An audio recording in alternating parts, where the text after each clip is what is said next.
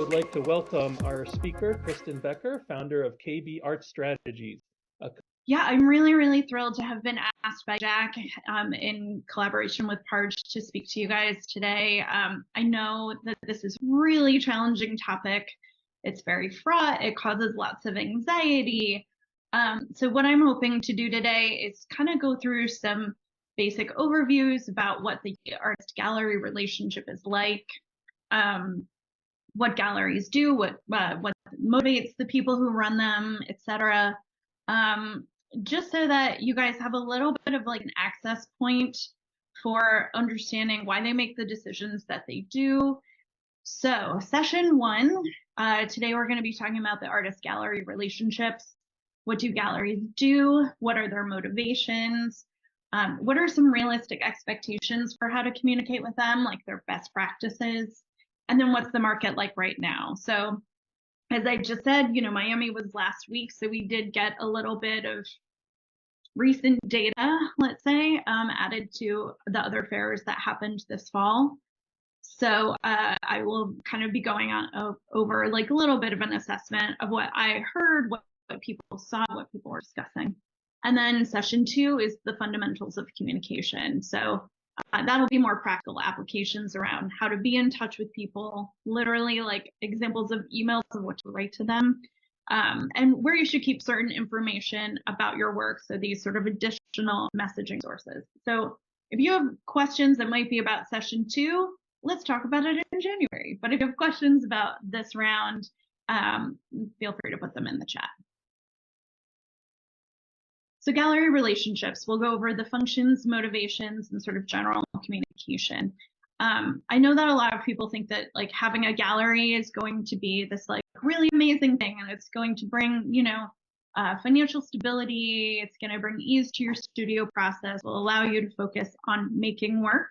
But it's a business relationship, 100%, 100% business relationship. So the reason we're going to kind of go over some of these functions and motivations is so that you really understand what kind of dynamics to expect if you're seeking this kind of relationship. Also, if we go through this and transactional relationships for this type of professionalism don't really suit where you're at right now, that's okay too. We're just talking about commercial galleries in kind of a traditional fashion.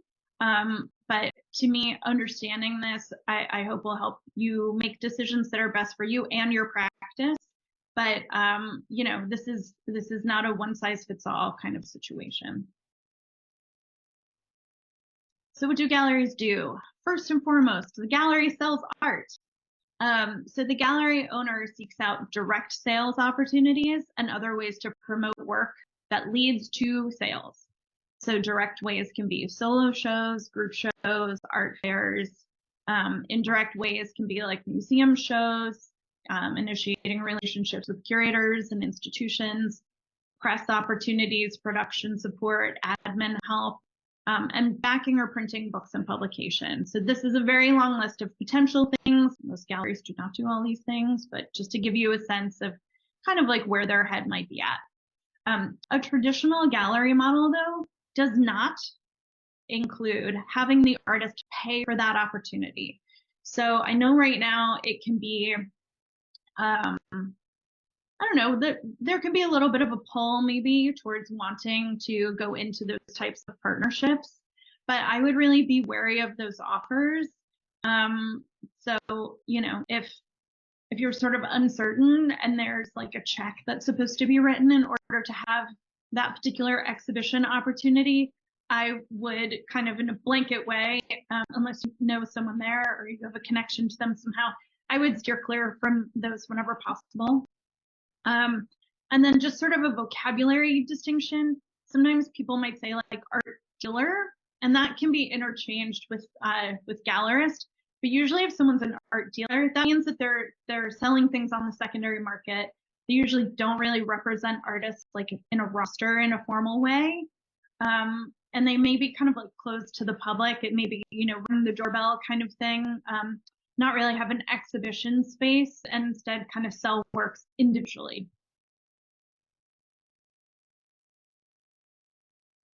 So what are gallery owners and staff like?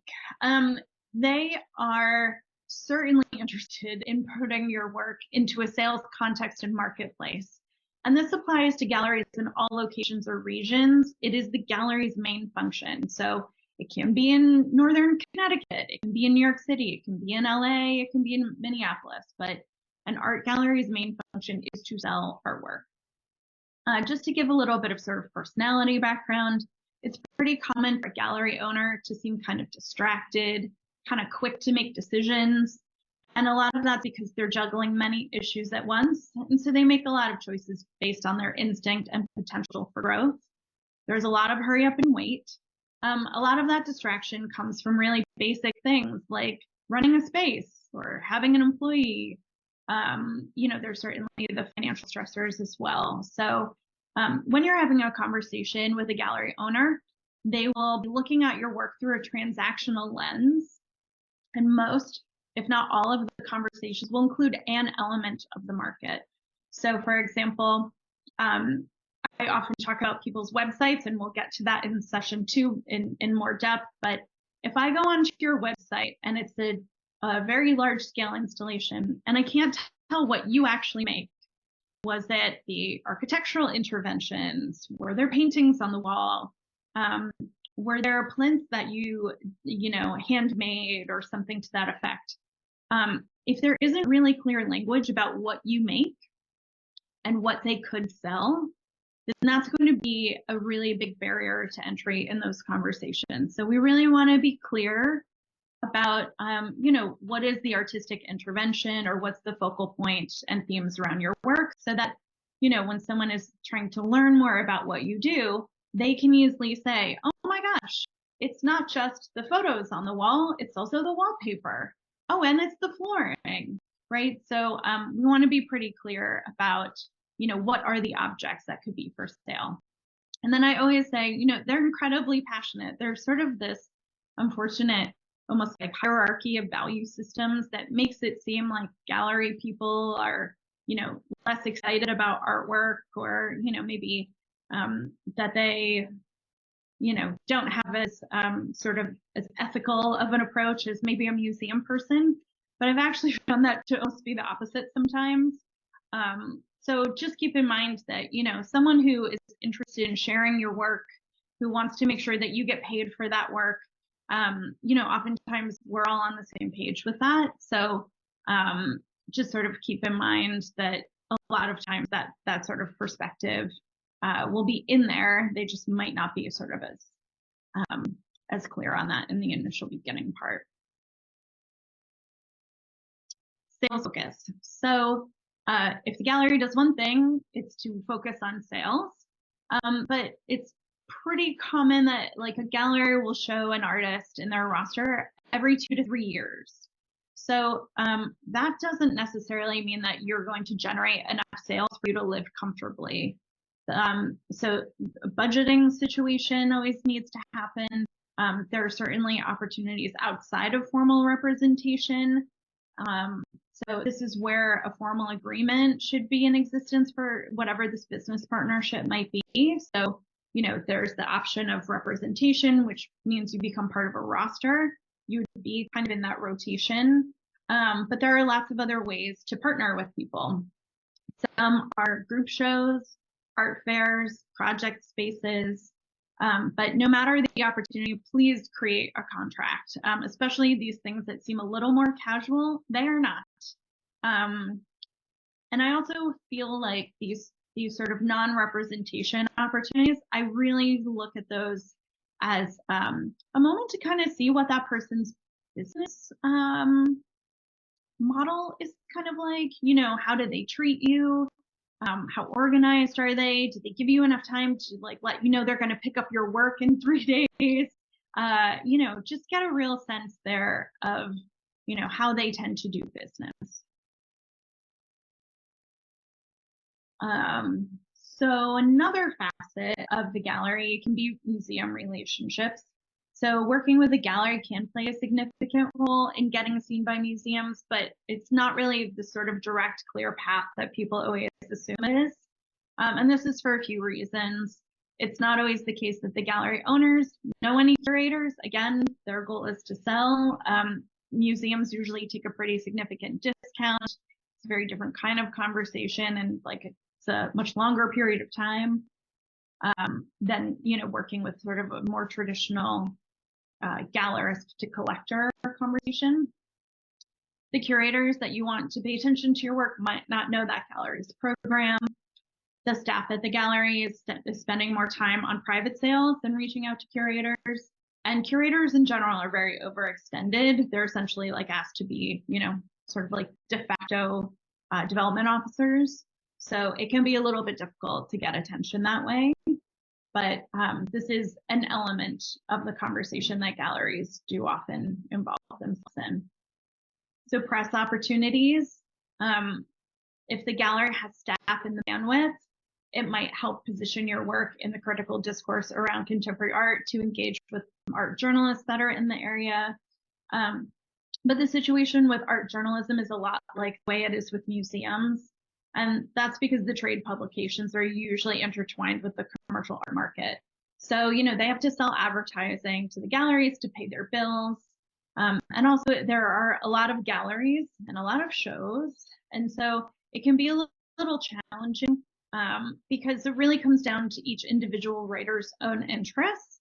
So I really suggest that people do as much homework as possible. A lot of people will have not just sort of like a hub for their writing in these different places, but they might have their own website.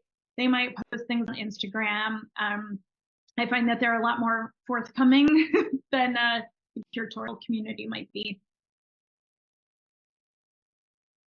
So production and costs, some artists, they might be involved in making sculpture or something that does require a pretty good amount of money up front. And it would be great to have consistency in production or framing or storage, but it's rare. And I mostly include this because this is where the majority of financial conflict arises. Whenever you see that, a gallery and an artist that they used to represent are in some sort of legal battle, it's usually over this.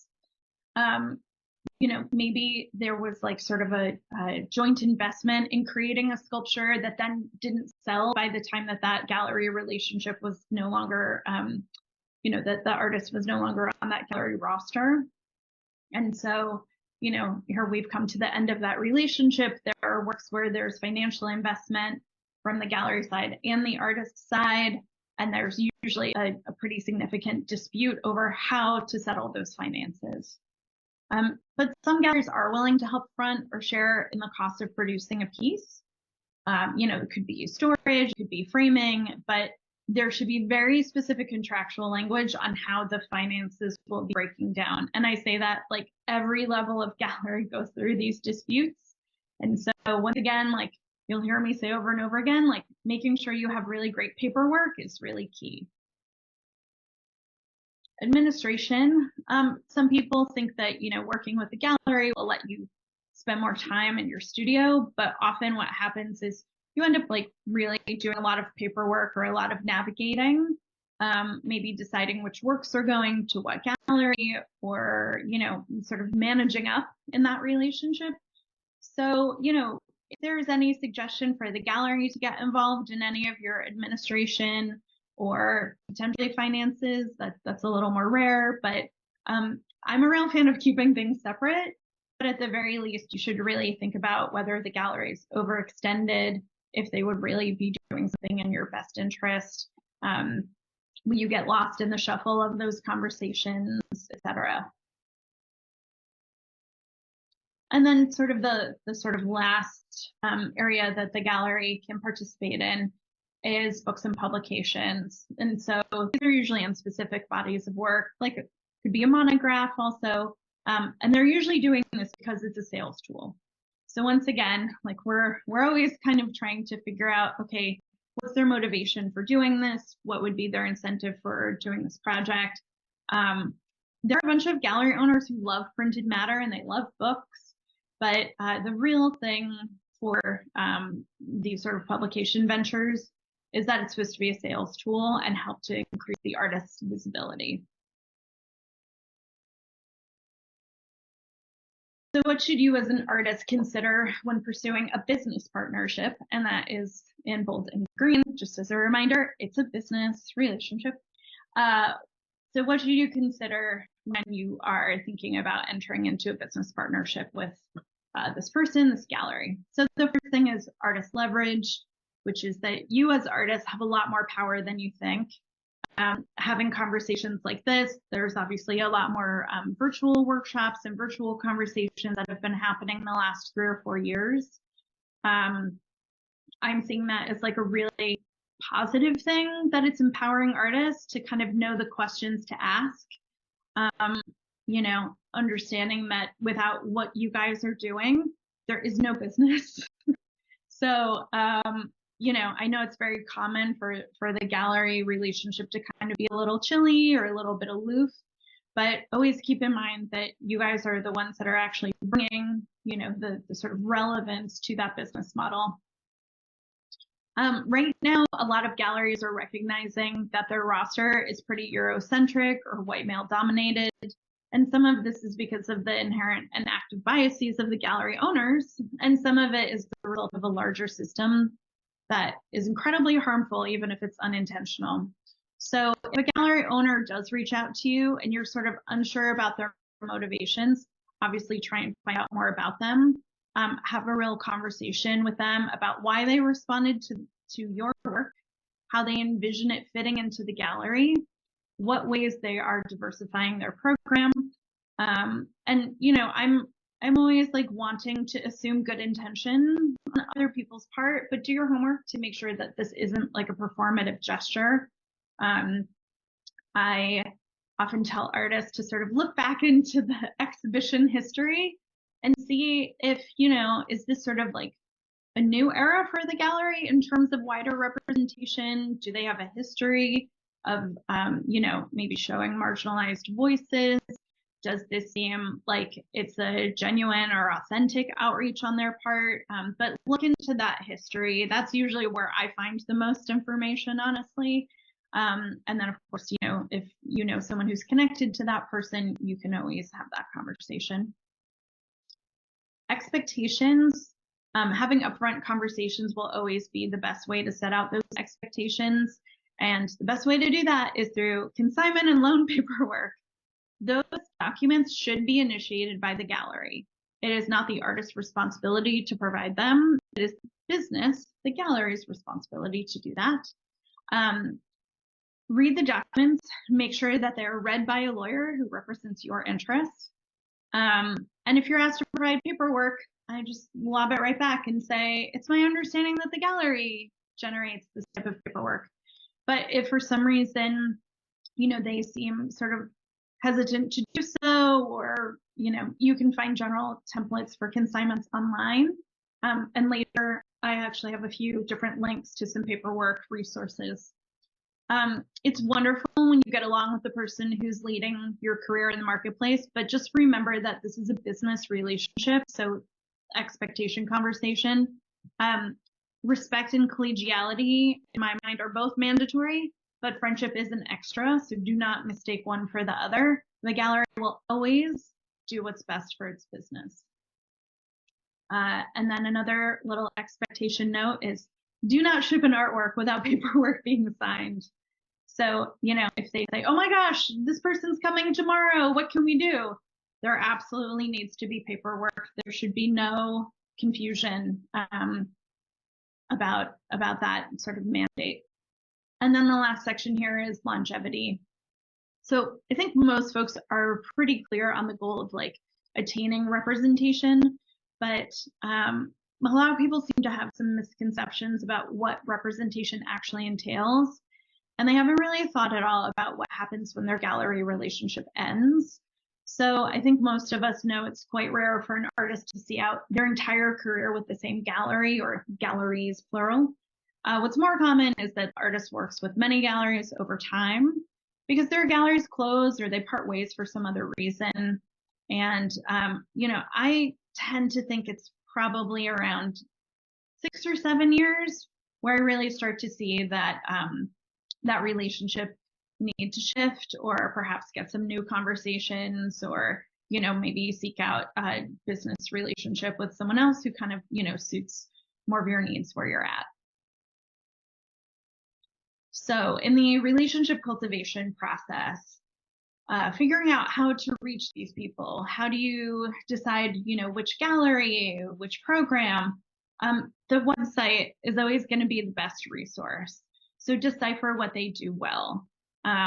Some people might have a really explicit listed program, like a kind of like a version of a mission statement where they say that they highlight overlooked artists or they work with emerging artists. They focus on, exhibitions or artists from a particular place or a location or a specific history.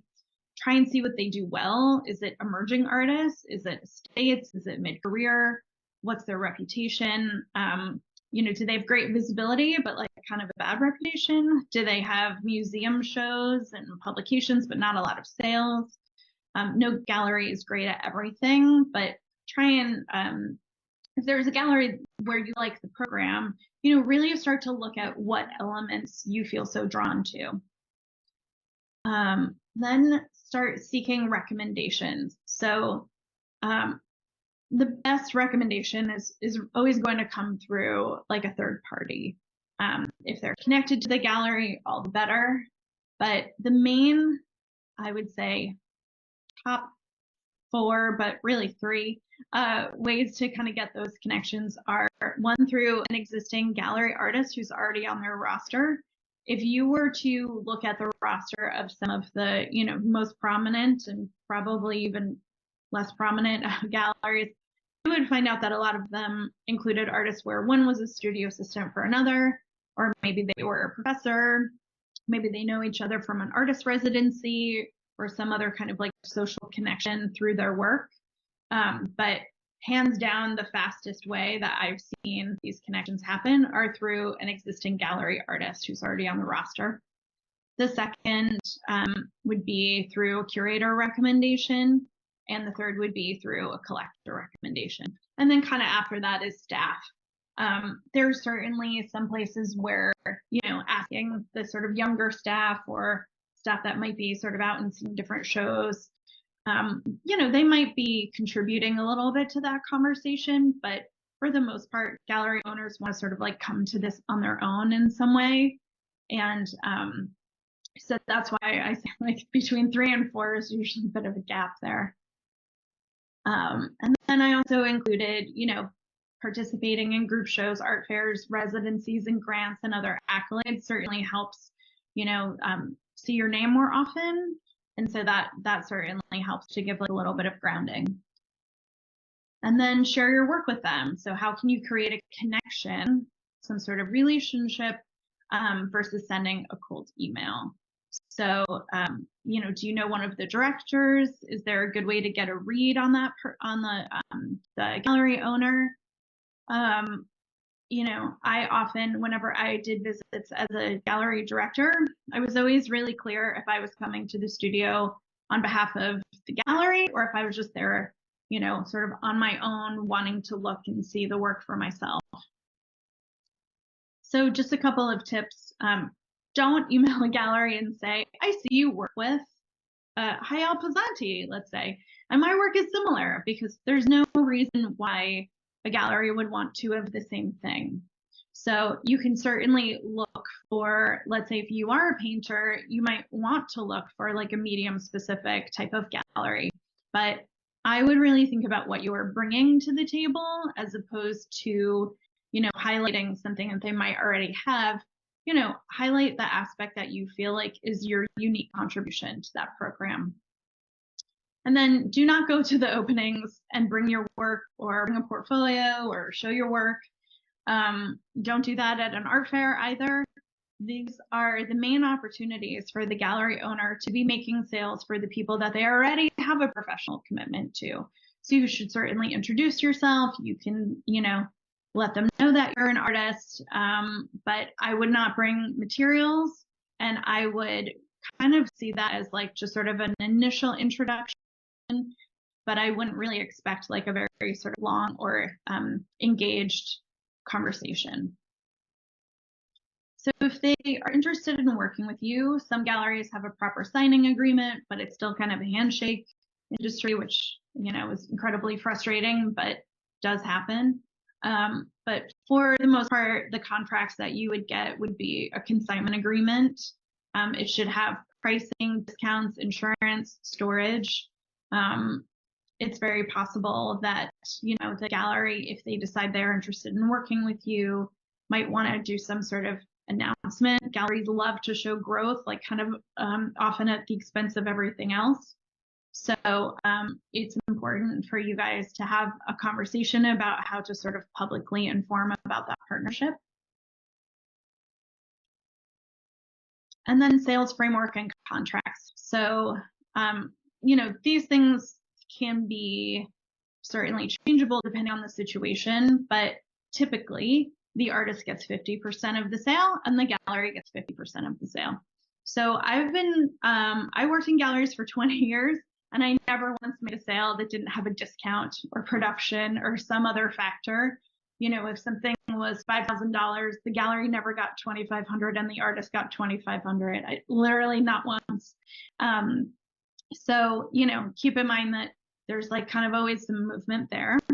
So it's pretty common, like in terms of discounts. And I'm speaking on behalf of myself, where I worked mostly in Washington, D.C. for a little bit, and then also New York City. But these numbers are relatively common sort of across the board. So a 10% discount is sort of like a courtesy discount. 15% is for a more established collector or trustee, and then 20% or more, and often it's a lot more, is for a museum or like a nonprofit. So artists usually participate in that initial 10%, but if anything additional is in conversation, then the artist needs to be contacted. So that should also be noted in your consignment agreement. And then just take notes of other labels or didactic materials. That's actually, that's for a museum, so sorry about that. But I think that the reason why I put that on there is actually because it can be really easy to go to institutions and, you go to MoMA and you see this like amazing, huge painting, and it's a Jack Whitten painting, and you go up to the label and it says that it's been gifted by the artist and that artist gallery. And so it can sometimes be a little bit overwhelming to think about, why do so many of these people tend to often get the same opportunities, and it's often because the gallery is sort of willing to discount things to such like a huge percentage that it really behooves the museum to say yes. And sometimes the work's of amazing quality and sometimes it is not. So just take note of some of those things. There's usually a lot of like sort of financial clues in there. So I just listed a couple of places to find some contracts so that you all can kind of go and take a look at what some of the language looks like. There's some details on consignments and art fairs. The Creative Independent in general is like a really great resource. So they have a really good searchable database I really love using. And then, of course, at the bottom, I just wrote consult a lawyer because I have a museum studies master's, so I'm not the person for that. But look into the rules in your laws and in your state. And then I just wanted to go through some market realities. So let's talk about the current landscape. And I don't mind, because I represent just myself, doing like a little bit of forecasting as to kind of what I see coming down the pike. So some fall 2023 notations. These are just a couple of articles. Most are dealing with the last 3 to 4 months of what the art market looks like. Now, I'm sure some of you, especially this like last one, the art market, dart.artbasel.com. So these reports, like honestly, they usually deal with like really high net worth individuals. Like they're going to be really prominent collectors. But I often liken the art market to the real estate market, which is that essentially like once there's a bit of a shift in confidence or a shift in that conversation, it's often the case that these sort of, musings or anxieties, they do end up becoming a reality pretty quickly. And so when these sort of big conversations are happening up at the top with these, really fancy galleries or these really well-known or established collectors, it is not uncommon that it trickles down real fast. So I also included a little notation here. So Art Basel, Miami Beach, NADA, and Untitled, these are all Miami-based fairs that happened last week.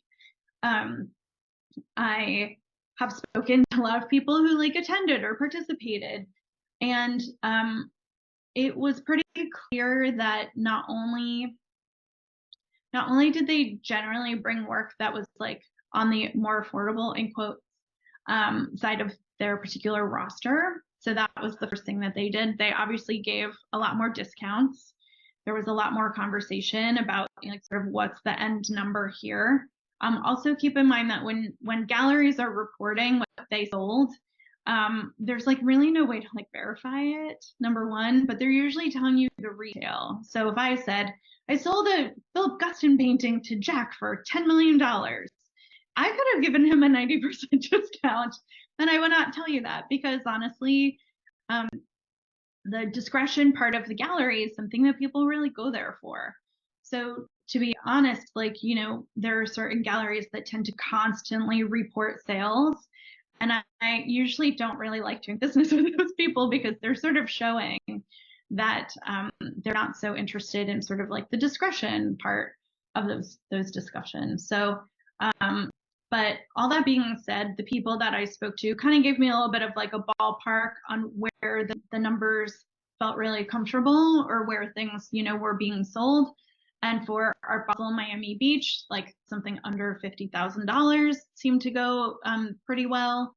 NADA, their sort of cap was around 8,000, and Untitled was around the same. I'm not sharing that because I think everyone on this call has, work that's currently selling for $50,000, but we're now at about, month 10 or so of market anxieties. And as we look at, the data points of these art fairs, which I look at a lot more than I do the auction houses, because, that could be just two people who have a vested interest in a painting doing well, just bidding it up, right? So it's helpful for me to just have these conversations and kind of get a sense of, where people are in terms of who has the leverage. And it's definitely the collectors right now. So just something to keep in mind. So what does 2024 hold? We are a month away, even less. So the market slowdown really started in February and March of 2023. Interest rates meant that people couldn't borrow money as easily to kind of use as a borrowing tool in order to buy artwork. So if I wanted to buy that painting, I could borrow money at 2%. Now, if I were to do the same, it would be around 7.5% to 9%. So, the lending of money is really prohibitive. And again, I'm not saying that most people who go to art fairs are in that situation, but again, this is all a trickle down kind of economy that happens very, very quickly. So small and mid-sized galleries, which again, we initially think we're talking about these guys, a lot of them had to tighten things up, and quite a number of them have closed. So we certainly won't be seeing the same kind of growth that we had been seeing the last 3 or 4 years. But in all honesty, there are some galleries where you might see an expansion or a new location or something. But if that's happening in 2023 or 24, it's most likely that that's the result of a conversation that was had in 2020 or 2021 when things, while very strange and, certainly chaotic and sad and full of grief in so many respects, the art market did very well. So just keep some of that context in mind as you're sort of, going through or reading certain articles about the state of the market. So I feel like we've got about another 12 to 18 months of market correction ahead. Seeing that it was pretty much the same line throughout the entire fall. There really aren't huge art fairs again until like sort of like March, April. So that means we definitely have like the first quarter of 2024 will probably be that same straight line. I think that fewer artists will be added to the rosters. So they're really going to, you know, stick with the people who they've already invested in quite a bit. I think, you know, people forget that it takes like 2 shows or so to educate collectors, museum people, etc., on a new artist to the program. So there's always that kind of like lead time that one needs. And I think a lot of people are sort of sticking with the known quantity or the more blue chip or the established names a bit more. And so I think we're going to see a quieting of the sort of roster growth. The gallery relationships are going to continue to change. I'm sure some of you guys have noticed that artists are really diversifying their approaches. They might be doing like fashion partnerships. They might be working with consultancies that essentially like sort of help them with the gallery relationships. And a lot of people are trying to find ways to collaborate so that they're less reliant on the gallery as sort of like the exclusive model. So they might do editions with someone that kind of keeps like a more steady income. Obviously, lots of people try and engage with like the educational system, lots of teaching, you know, hoping for professorship, that type of thing. But I think that a lot more artists are starting to recognize their own leverage and seek out, you know, what kinds of collaborations they're most excited about. And then these sort of needed and new collaborations, I think, can be pitched. So if there's a gallery that you're interested in and, you know, maybe there seems to be some sort of kinship between that and another gallery in a different place, you know, people are more up for swapping spaces or going in on an art fair booth together or some sort of sales opportunity where they're actually merging their interests. I think that people are going to become a lot more resourceful that way. And then this is just sort of a quick list because I don't want it to be so negative. Like I love the gallery system when it works amazingly well. It is by no means perfect, but I always loved having a stable of artists that, you know, I became really familiar with and could speak about in depth. And so, you know, for people who are looking for that, there are really great ways to continue to do research kind of like on your own and ways to try and get in front of these galleries. So, you know, attend the talk that includes like a curator or gallery that you like. Look at recent updates in their programming or approach. Like people, you know, these galleries, they love to send out emails like every 5 minutes. What's the consistency within them? Apply for juries, grants, and submissions. Go to art fairs. Ask people for virtual studio visits. So, you know, get a sense of, you know, how you want to leverage your existing opportunities. So if someone asks you to do a talk, make sure there's a recording, post an excerpt, maybe in like a newsletter on your website, share links, etc. I always suggest that people, when someone's asking for an opportunity, you can be very kind and very appreciative and then say, what's the budget for this program? So that you know you're getting paid for your time. And then just one more reminder, be careful of things that require you to pay. It's really normal for there to be like a submission fee for, you know, a panel, like a panel review or jury or something like that. It should be like $50 or less. But like I had an artist client say that someone wanted $18,000 for her to do a show on the Upper East Side. And needless to say, we passed on that opportunity. And then I just wanted to include a list of some grants, residencies, and some other funding places, again, just so that you guys have some resources that are right in front of you. And then a few things that are outside of the traditional gallery model.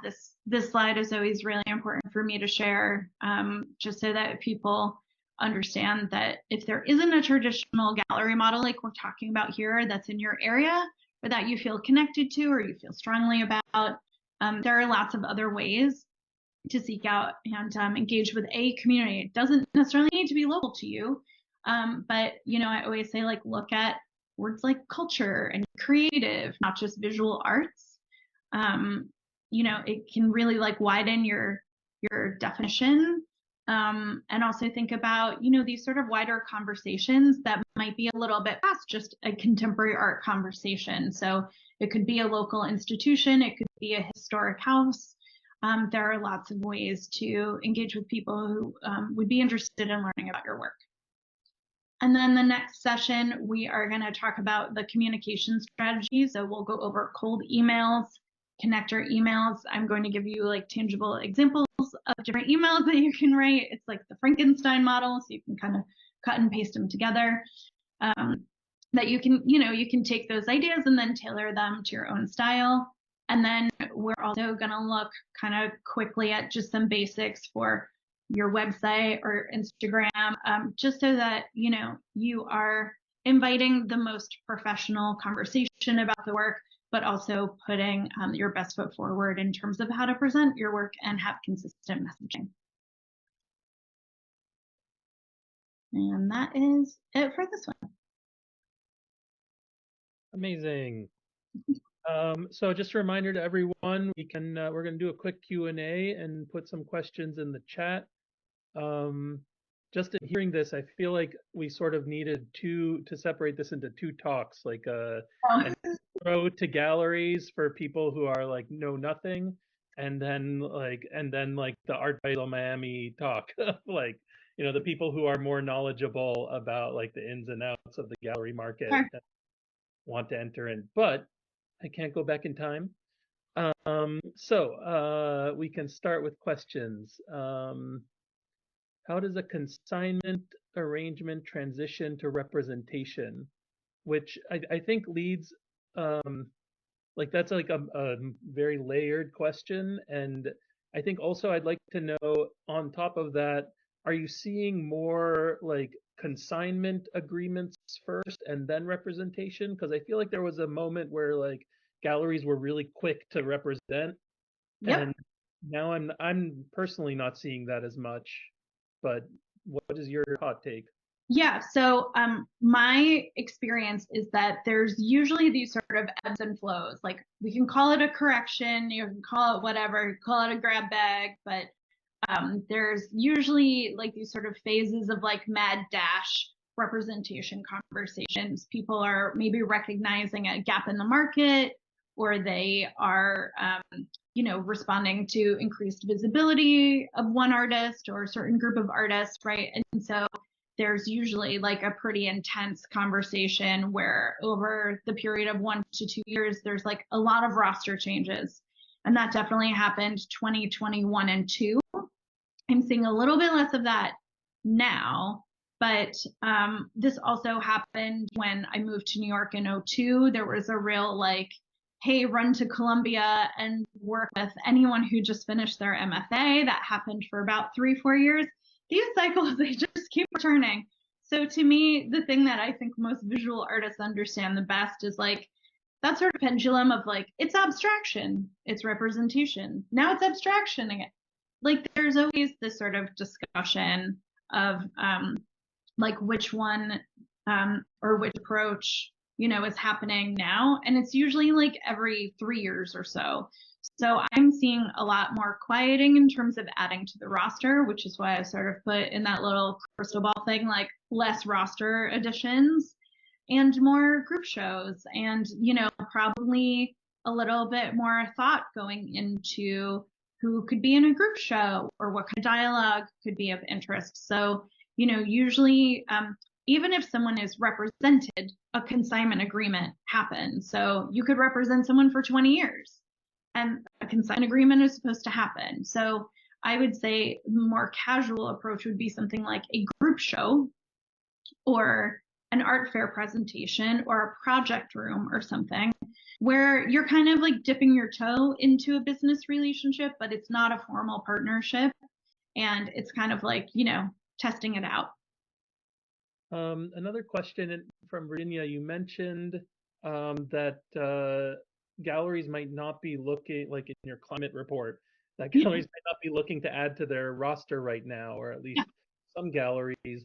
For artists that are planning to do outreach in like early 2024, are they going to be knocking on closed doors, or is it still worth trying to do?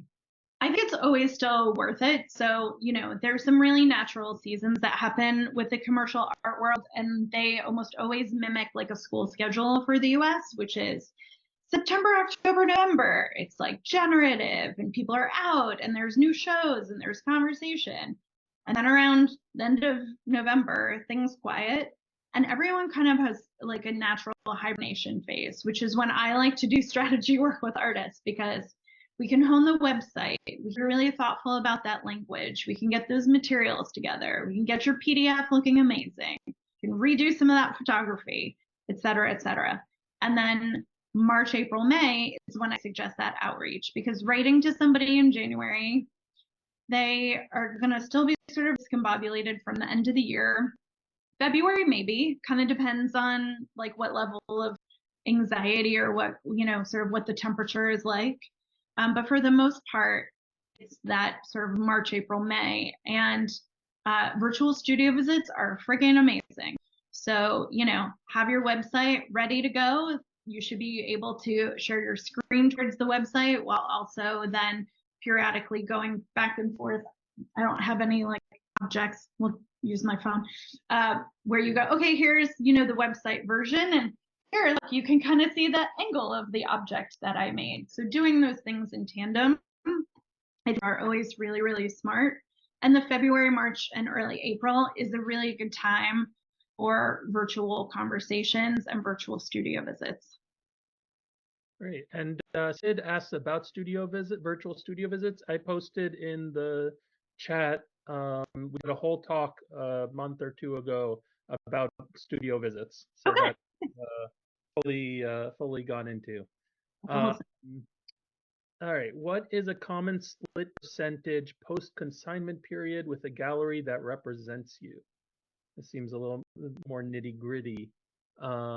So a split, all right. What is the common split percentage post consignment period? Uh, That make sense okay, to you? I'm gonna maybe I think maybe an easier way because it still should be the same. The gallery, the main thing when a consignment agreement is over, it's usually because the dates have passed, right? And so one thing that happens at the gallery all the time is you're constantly going, oh God, Jack's consignment was up September 1st. We need to get him to sign it. It's just like the slog of paperwork. But let me tell you, if something weird happens to your work, September, October, November, December, it's going to be like a massive issue, and that happens all the time. This is again where a lot of the litigious conversations come in. So the consignment terms should be the same, and just the date should be extended. So it's not that if someone, let's say they have your work in a group show and it's a 50-50 split or it's a 60-40 split or something, it should remain exactly the same once those consignment dates are over if you're extending it, but do not let the paperwork lapse. Like, I know it's a pain in the ass. I know lots of amazing, really fancy galleries that like kind of dissuade people from getting paperwork. Like we sort of act like it's supposed to be a handshake. It is not. It absolutely is not. Do not do it. You need there to be documentation about the work. So the consignment terms should not shift whether the show is over or the opportunity is over.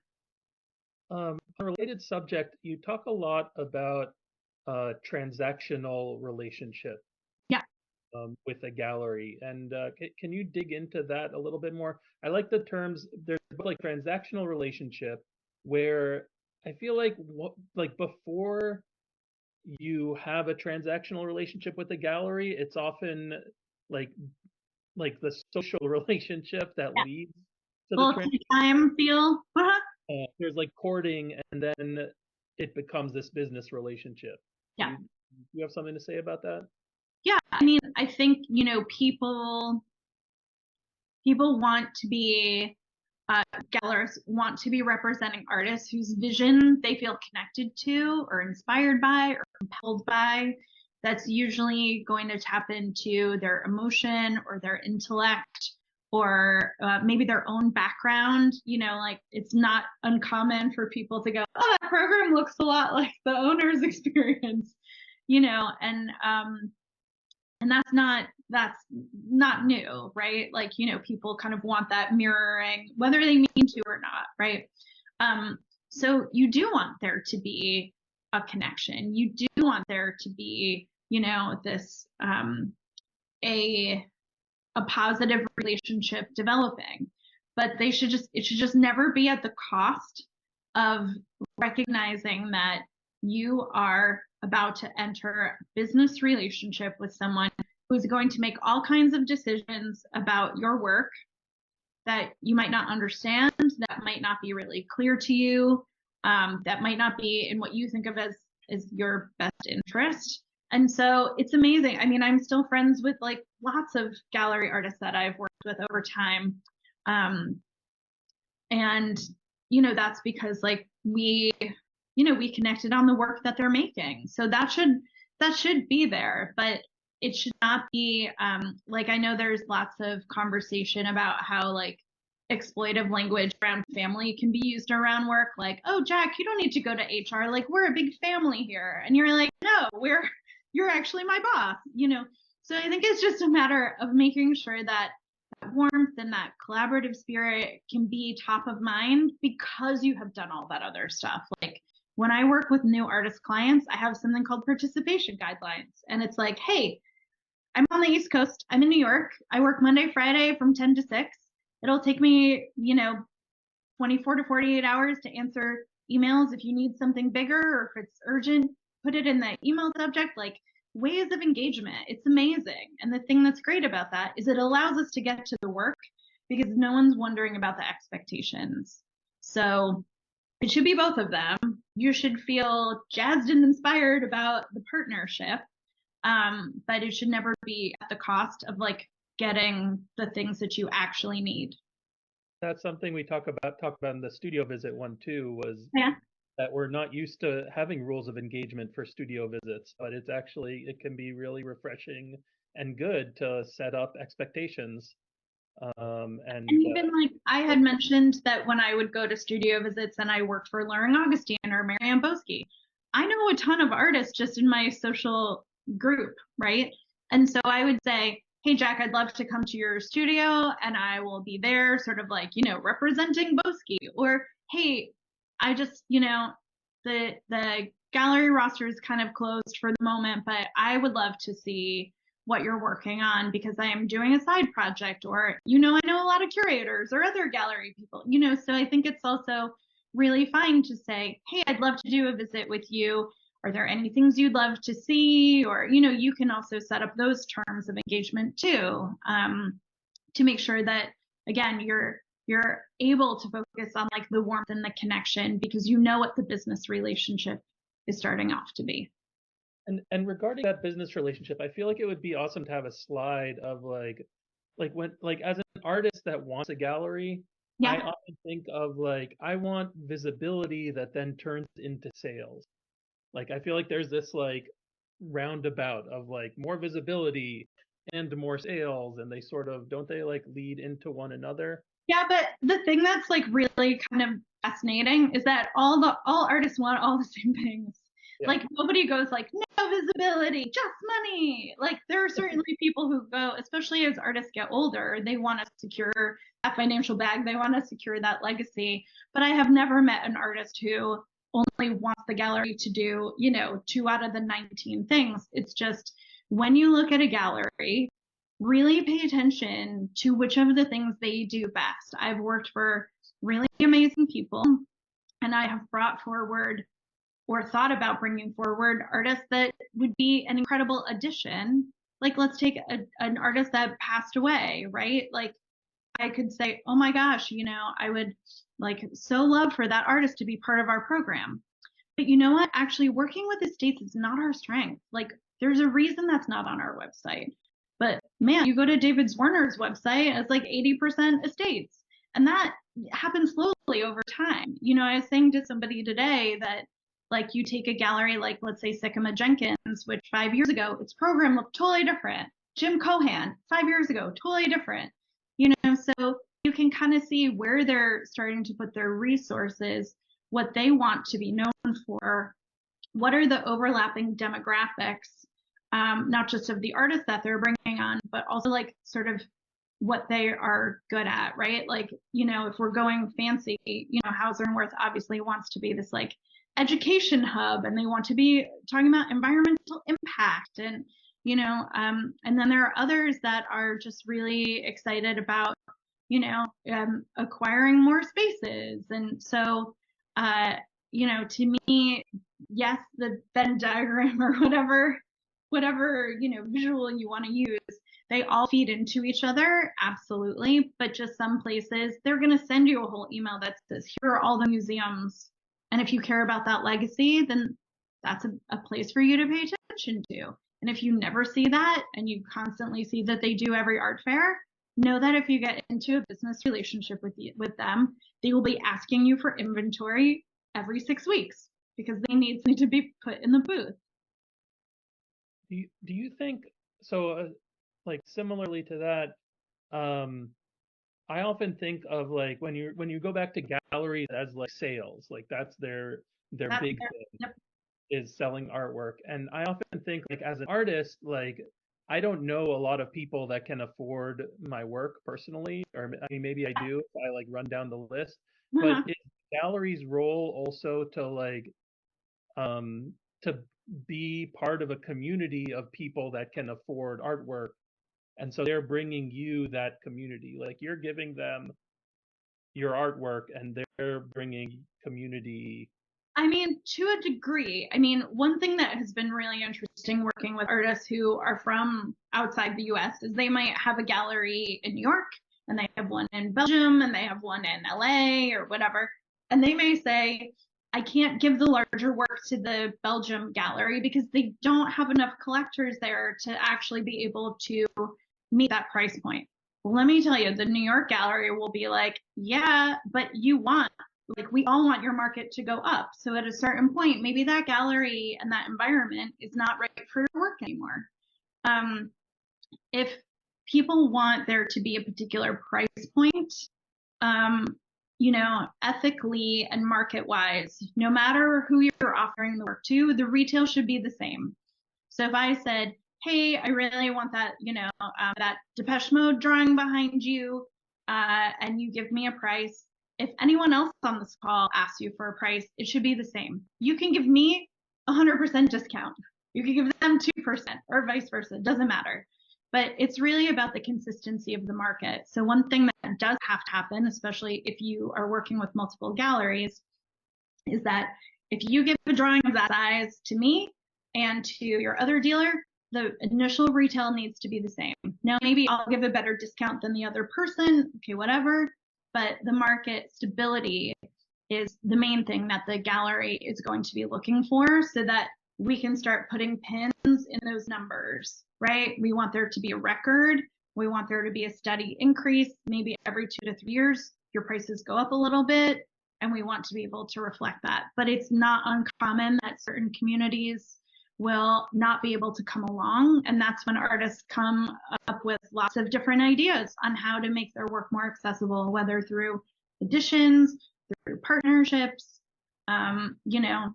stores. There's like all kinds of ways of doing that. But when I see that happening, it's almost always because that artist really wants to stay connected to that community that supported them initially, and those are ways to do it.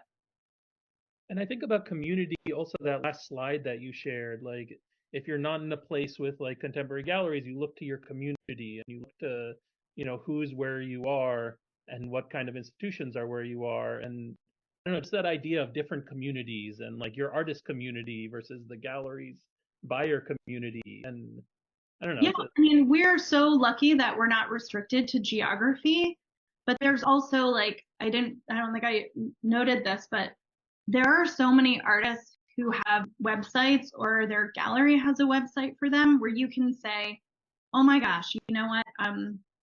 Alex DeCorta's, like his, ascent through the art world is so interesting to me. Well, if you go onto the Matthew Marks website, you can see his whole bio. And lots of times you can see who curated that first show in Philly in like 2001.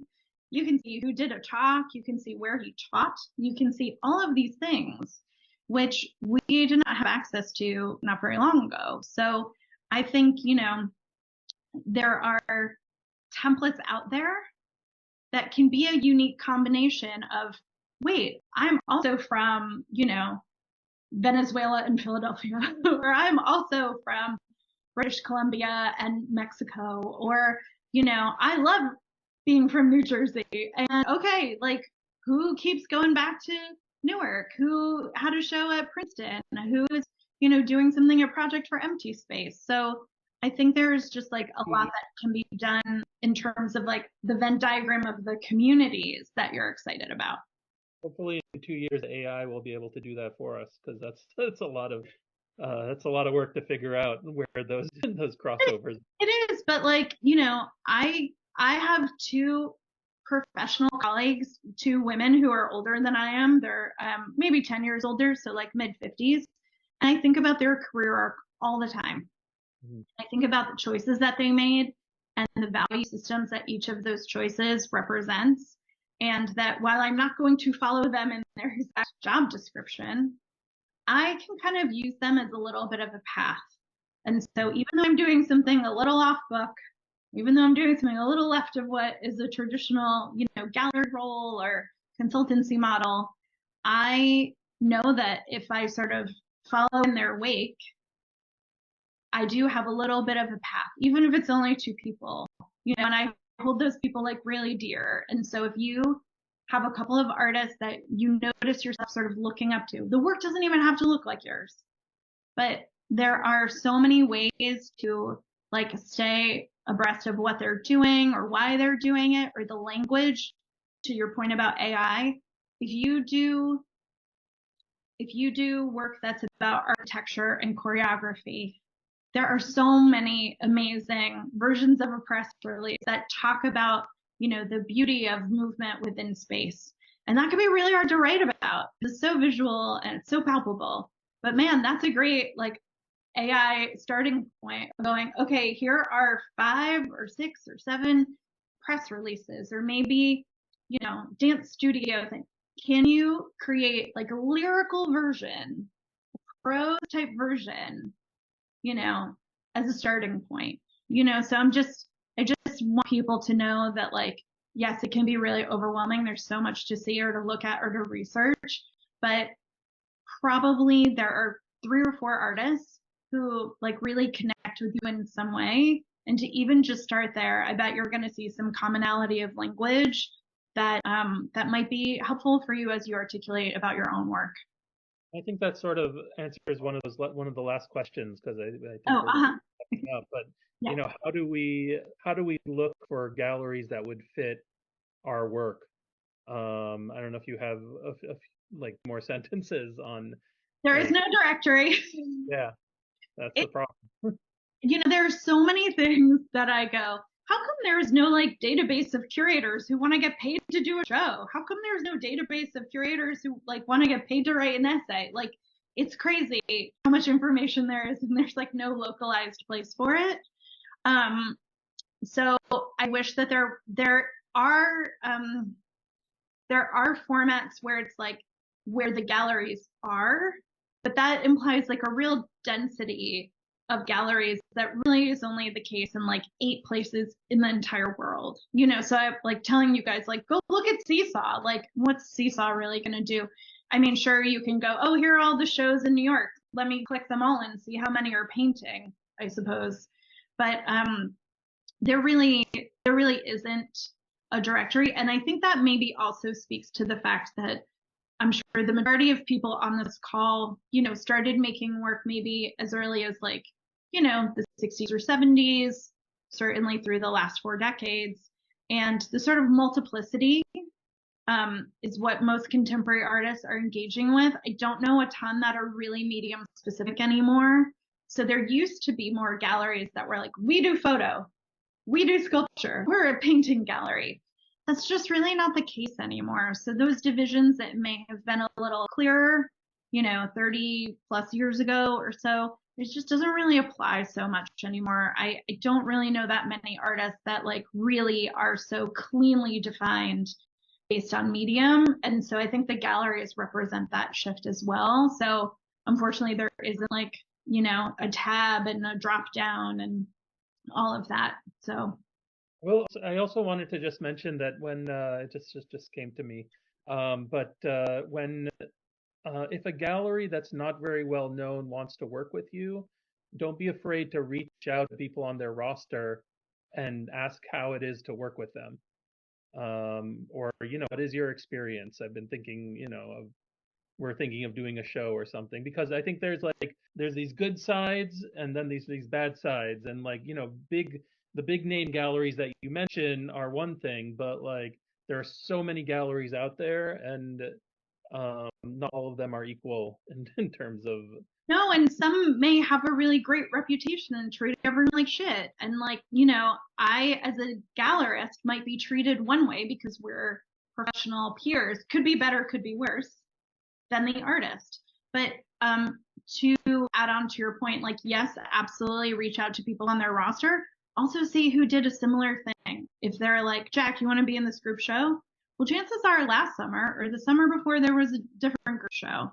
Write to that person, because representation really implies like a pretty long-term relationship. There's investment on both sides, right? But if there is someone who had a similar experience to what is being offered to you, that person is probably going to be like sort of the most apt to tell you what their experience was like. So I would highly recommend that. And also, like, as we were saying earlier about the like gallery Venn diagram, no gallery is great at everything. It's not possible. It's a business. Like, it's not possible to do all of the things. So as long as I like threes all the time, but as long as like the top three things you really care about, look for those first. And there are some nice to haves and there's some, need to haves. And know what your need to haves are because some people want to represent their region and some people want to get the hell out of there. And some people really want to be part of a very particular artist demographic, and other people want to be in dialogue that's much wider. And so look to those things and really have an understanding of like, even if it seems like a list of artists that would never be feasible, like what's the dream group show that you want to be in? Do you want to be next to that conceptual artist? Do you want to be next to that neon installation? Think about those things. And then, you can start big and then kind of scale down. But, to me, determining what those end goals really are, is it, okay, sales, sure, visibility, okay, and maybe like international opportunities? Like maybe that's part of, I hear that all the time and I'm always surprised because I'm like, why do you care about that gallery? They just do like bad work in many countries instead of like a good job in one, but artists really care about that. Some people don't care about art fairs. Others are like, that's how my work's going to be seen by all of these amazing people in all these places. So, defining what those are, I think will really help people hone in on whether the gallery has already done work to sort of mirror what your goals are. oh, there's so much to dig into, but I think we're I going to know. leave. Well, thank you, Kristen, and thank you everyone for showing up.